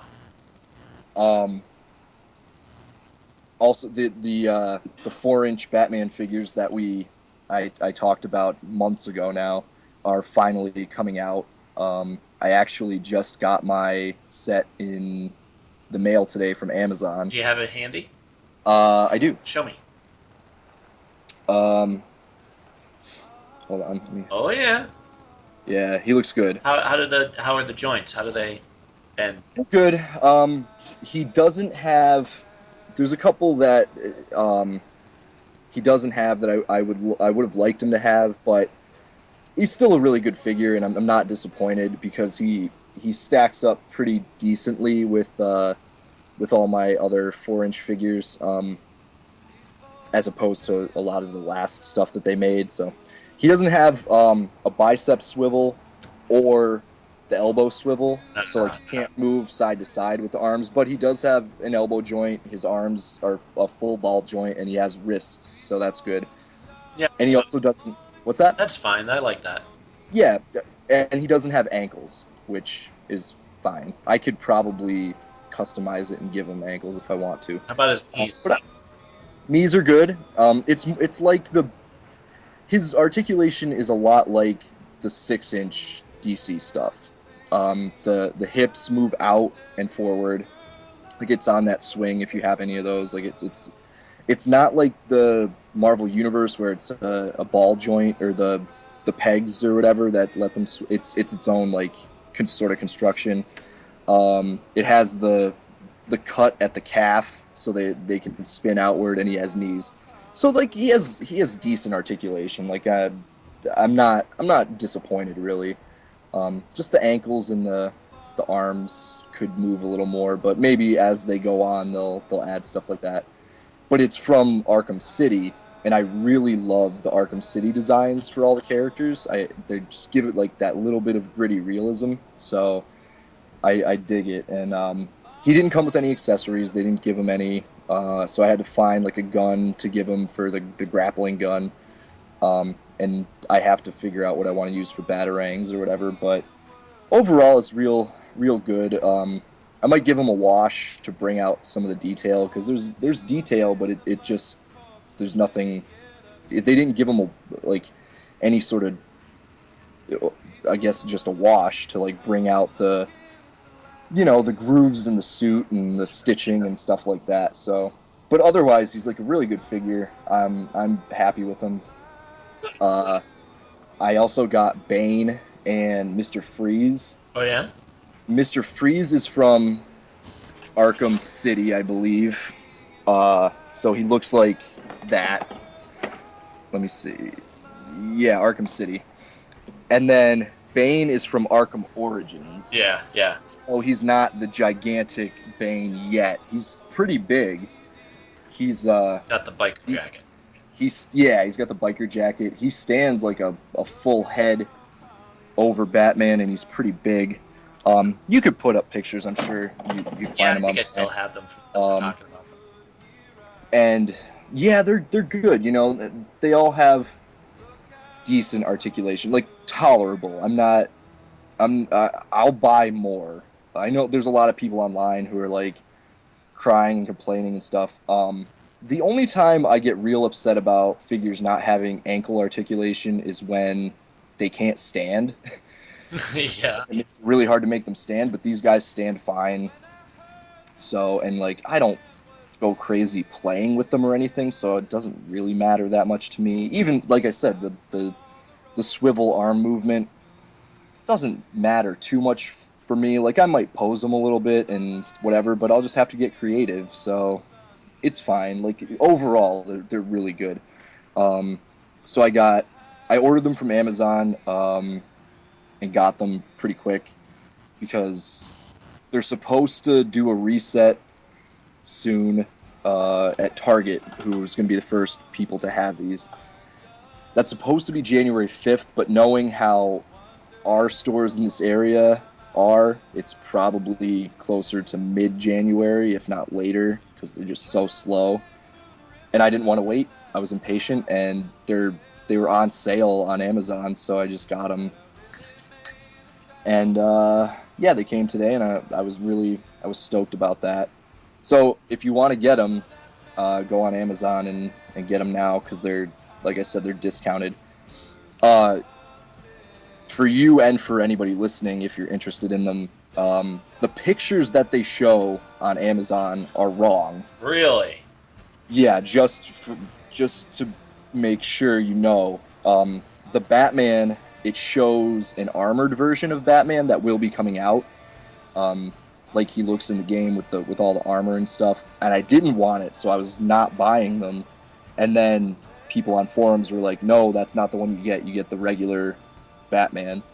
So then that's when I ordered. So it'll show the armored Batman, but it's not. And then Mr. Freeze and Bane and the other figure in the line is Azrael. Sure. They're all mismatched, but go by what it's listed as and not what the picture is. Okay. Because it's weird. The listing will say one thing and it'll show a picture of someone else, but then if you go to the multiple pictures, it'll show the actual one in it as well. What's the name of this? Of the run? The line is going to be DC Multiverse. Okay. And it's going to encompass the video games, the movies, the comics. Ideally. I think it'll go on because they're good figures now. You know, it's obviously leaps and bounds above the movie Batman or the movie Green Lantern stuff. I think it's better than the Infinite Heroes that were out a few years ago. Those were really tiny. These are still a little on the small. Well, the Batman's a little on the small side, but it's not too bothersome. Right. Because people like Bruce Wayne to be enormous and hulking for some reason, and I don't get that. Right. I think he should be more normal. I mean, obviously, like fit and able to fight and stuff, but I don't know why they need, Batman to be as tall as Captain America or as tall as Thor. Maybe Captain America. Depends on, again, people are so finicky. Like, I think Captain America should be 6 foot tall, basically. Obviously, that's a nice average height, but he's jacked and whatever and athletic and stuff like that. But people like him to be like 6'6", and they like Batman to be 6'6", Right. and it's Right. like Right. that diminishes the achievements a little bit. Oh, of course, the big giant dude is a good superhero. Of course, like no, man. The more average, the more spectacular, in my opinion. The way I've seen it is the best drawings I've ever seen are having Batman be like maybe 6 foot, but Superman be 6'2". That way he kind of looks down at. Well, Superman, I could see being 6'3" or 6'4". He's an alien, whatever. Right. Like he could be tall. That's okay. But you don't need Batman to look Superman in the eye and be like, yeah, that's why he's better because he's just as big as Superman. Right. He's better because he's smarter and he's more creative.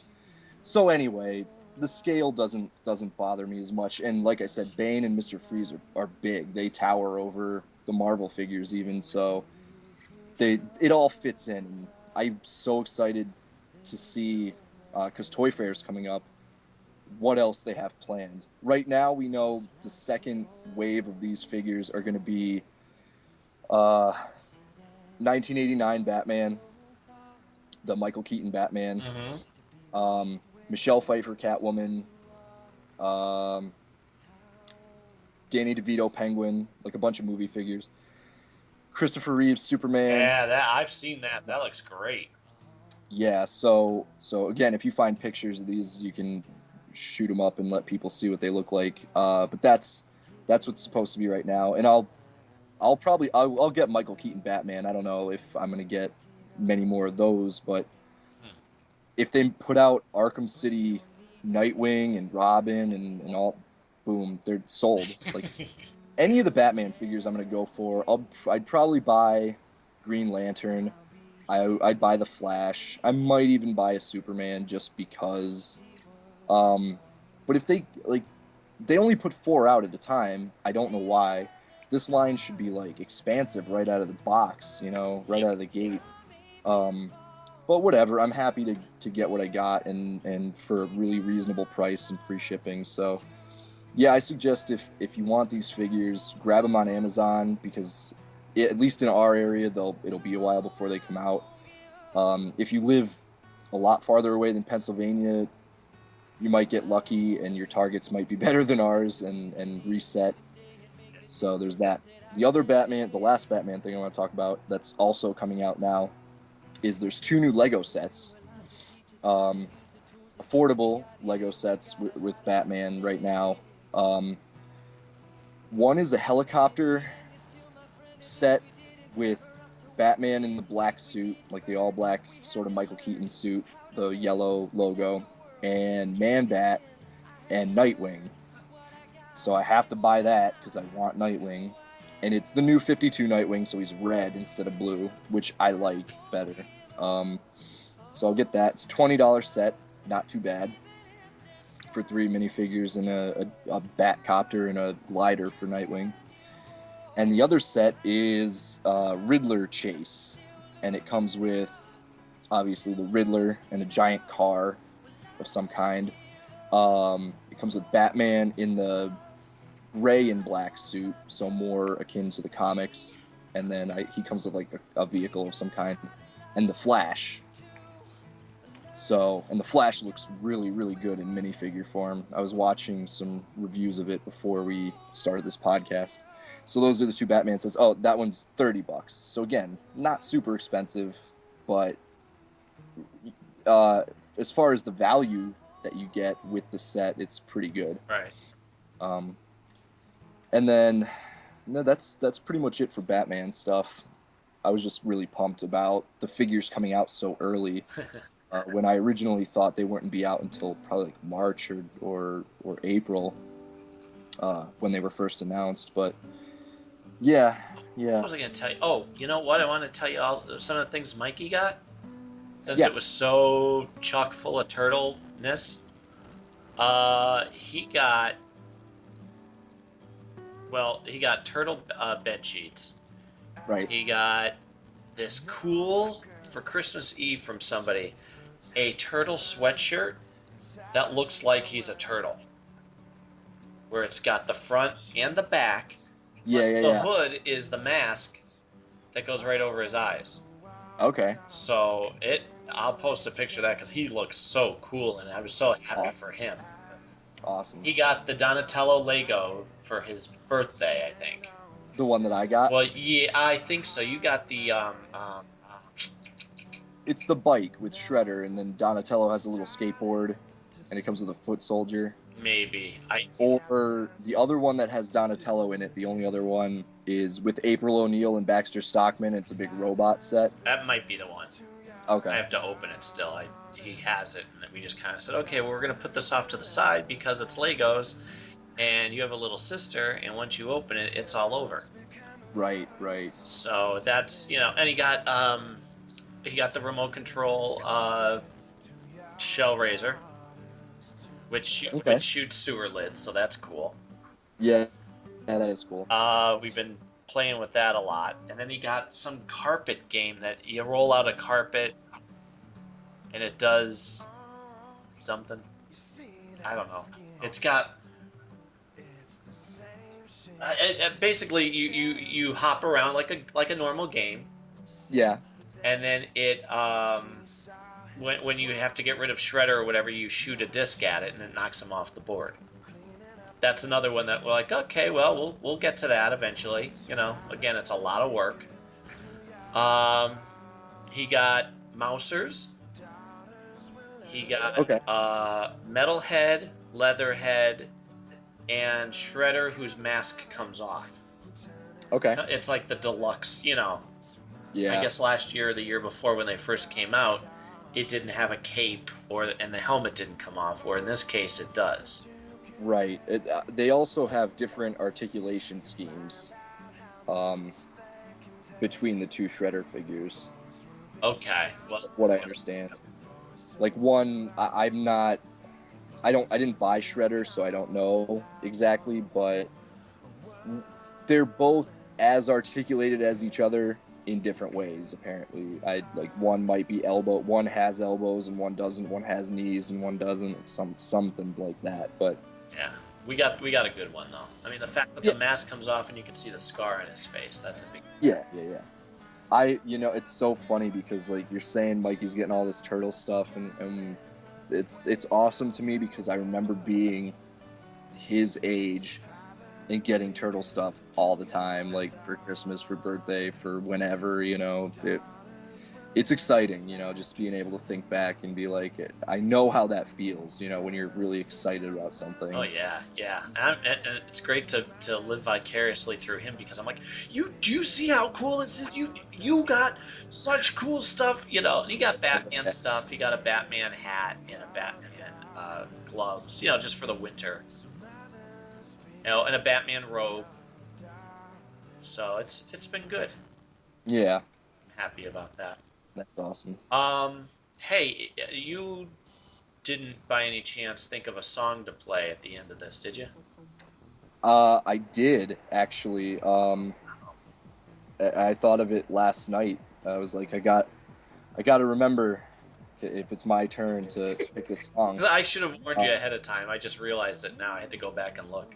No, it's good because I had thought about it, and I definitely want to stick with it because we talked a lot about Batman, and even though I dipped into this band early on in our podcasting time, I'm gonna dip back into them, but it's a little bit different because this song is the song off the soundtrack for Arkham City, Okay.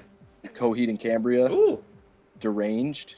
They recorded it specifically for the Arkham City soundtrack, and I believe it's in the game too somewhere, maybe in one of the credits or something like that. It's a really, really good song. Especially if you like Coheed and Cambria. Right. The right. cool thing about it is he obviously always writes like storytelling type lyrics, and the lyrics are essentially the Joker singing to Batman. So I don't know if you want to do this, but you can put up the lyrics while it plays through the end of the podcast, so they could read what they are. But they're interesting. He's basically calling out Batman for being just as messed up as the rest of the Gotham City rogues. And the name of the song is Deranged. So, but it's a cool song, and if you want to look up the lyrics, you're obviously gonna listen to it before you put it on. But I'll see if there's a version where somebody had put the lyrics with it. there is, yeah, there's a lot. So if you want to, when we're done here and you sit and listen to the song and watch the lyrics, it's a good song. It's heavy. I mean, it's appropriate for Batman. Sure. And before we go, I'll just tell this little story, which I might have told before when I was talking about Coheed, but it's just short. Take your time. When we went to New York Comic Con 2 years ago, I ran into Claudio, obviously, on the floor, met him, was kind of starstruck, but, kept my composure for the most part. But then, one of the panels we went to see was Rocksteady talking about Arkham City, and he was on the panel along with the guy who does the voice of Batman, and then game designers and all sorts of stuff.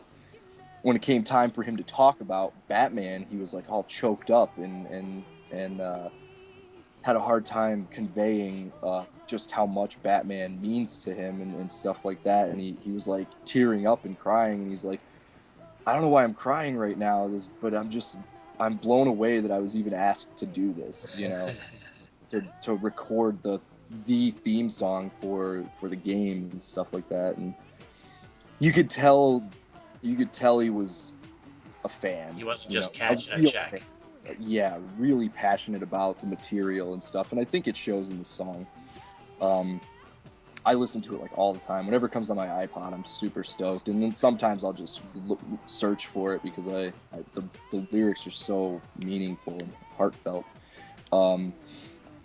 But yeah, hopefully you guys enjoy it, and I hope you enjoy it too. Oh, sure. But yeah, I heard, like I said, it came on my iPod last night when I was driving home, and I'm like, this is the next song. When it's my turn, this is the next song. So I don't know if you thought about it, but you should post our episodes on their Facebook page. On Coheed? Yeah. Okay. I mean, just because we talk about them enough, we play their music in the background or as a featured That's true. song. That's true. And yeah, definitely. I mean, that'd be excellent. I do that whenever I think about somebody. I'm like, ooh, you know what? We mentioned you. Yeah. Ooh, you know what? Couple quick thoughts. Today's Mike Nesmith's birthday. Okay. And Davy Jones's. They share a birthday. Oh wow. So happy birthday, Nez.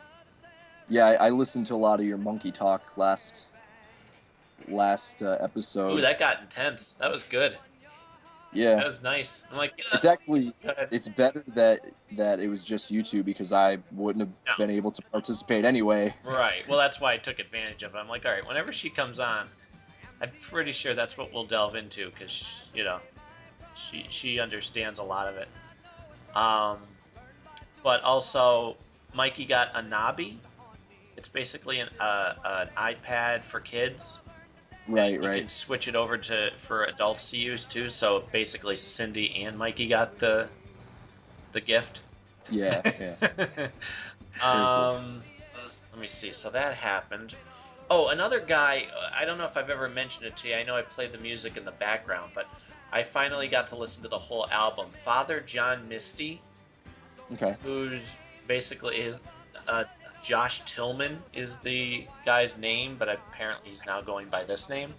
Okay. He's got an album out. I posted on my Facebook page called Fear Fun. Okay. and I said to everybody, do yourself a favor and listen to this album. I think you in particular would really like it.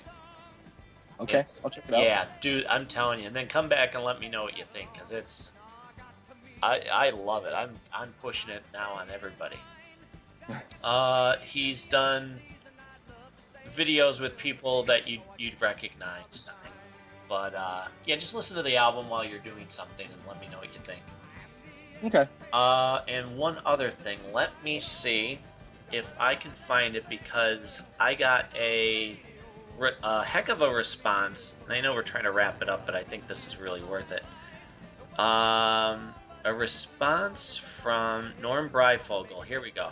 Remember how I was saying he commented on the link that I posted about, I don't know, Batman or whatever? I'll read it to you. He went on a nice little rant, and I'll take out all my stuff. Oh, I posted our episode, and I said, do you think Hollywood is finally getting superhero / sci-fi movies right? And he said they haven't gotten Batman right. Right. Now, let me just read. I'm going to skip over everything except for what he said, but it's still going to take a couple minutes. So here you go. Here's what he says. Nolan eliminated Batman's self-made man essence. He changed Bruce Wayne, lessened him immensely by making him an undisciplined, untrained punk, although wealthy, until he was a full adult and Ra's al Ghul made him into the Batman. This foolish choice lost one of the most important fundamental aspects of the character and lost the opportunity to show Bruce Wayne in a time-lapse montage forging himself over at least a decade into a nearly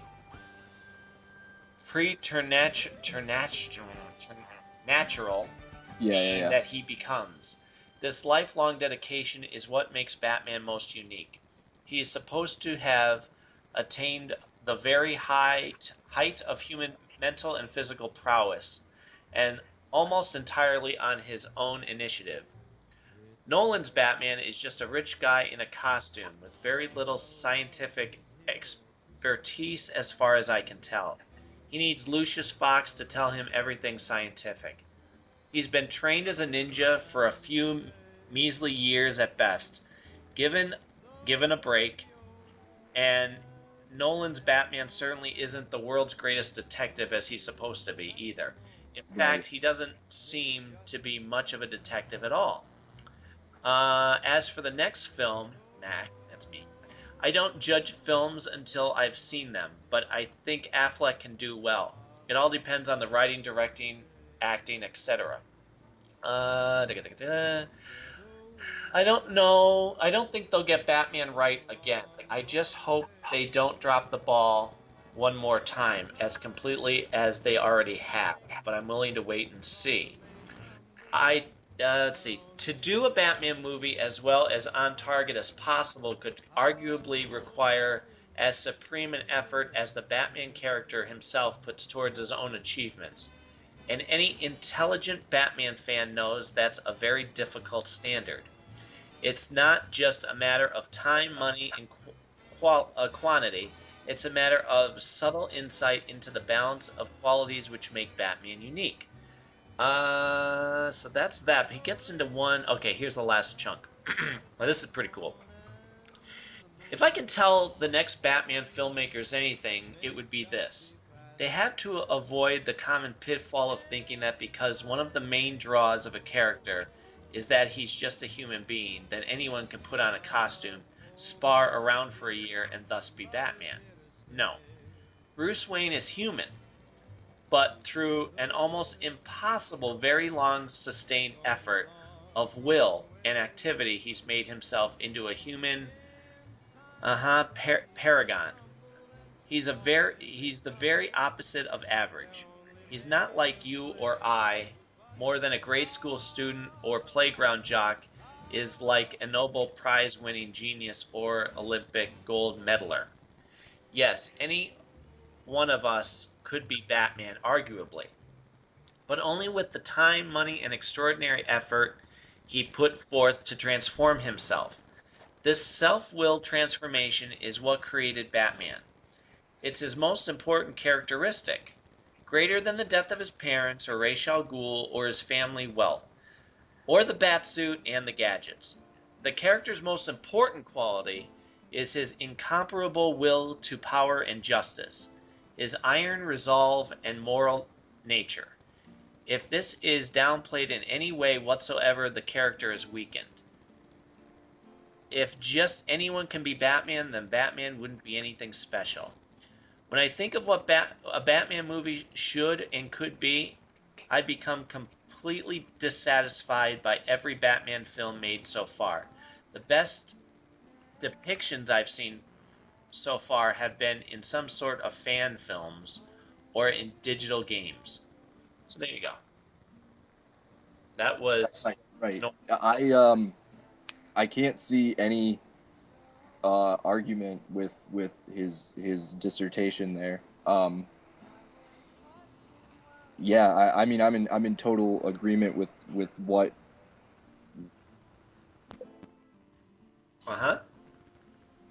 Sorry about that. I got another. Can you hear me? Yep, I can hear you. All right, so we seem to be recording. So you said you have no argument with. No, not at all.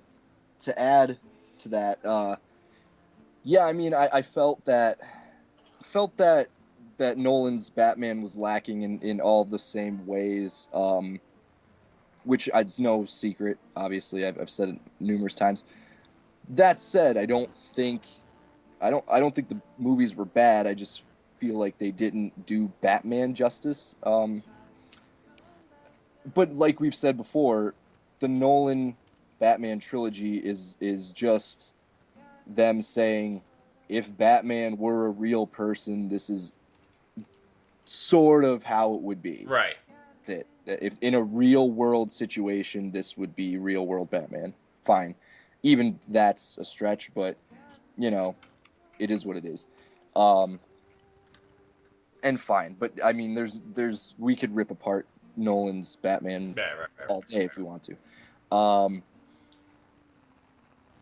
I hope, and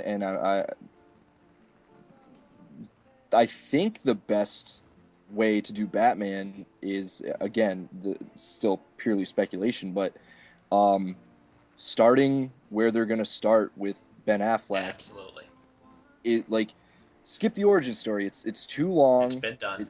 Just have it be understood and show him in his element doing those things. It doesn't need to be shown again. We've got enough. Everyone knows. Everyone. My grandma knows why Batman's Batman. So just show him doing the Batman stuff now. That's it. That's what I'm saying. Like, it's the smartest way to go about it. Put him in the stuff. Don't go over the origin. It's fine. We don't need it.